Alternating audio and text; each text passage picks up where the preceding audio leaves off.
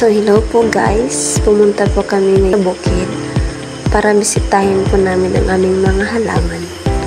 So yung una ko pong nakita guys, itong kalabasa. Kita nyo po na parang yellow na po siya at talagang pwede na siyang kunin. Napakaganda po niya guys, tingnan nyo, napaka-presko. So, ito naman po yung kasunod po guys. So, may game po tayo. Hulaan nyo po kung ano po yan. At ito naman po yung sili namin. Napakaganda po niya guys. Napaka-presko. At saka, ang laki-laki po guys. Green na green po siya.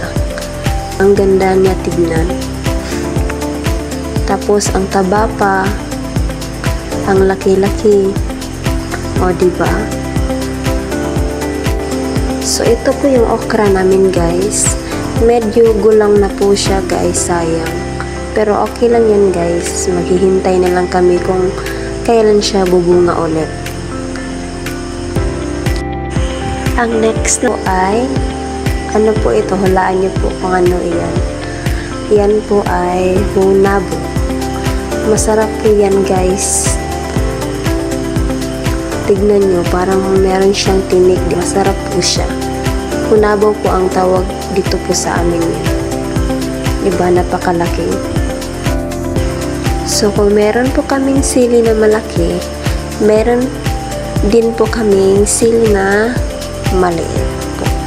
Ang pula-pula. At napakaganda niya po tignan. Diba, ang napakadami. Halos hindi mo mabilang. Kung bibilangin nyo po yan, baka abutan pa kayo ng umaga.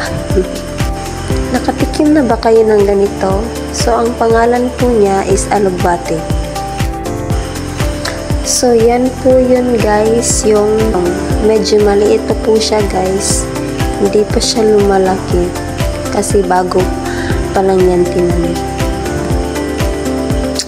Sobrang iba. At saka, hindi pa siya gaano karami guys. Matagal-tagal pa itong hintayin bago ito lumalaki. At haharzen. Diba? At ito naman po ay saging tundan. Ang paborito ng lahat ng bayan.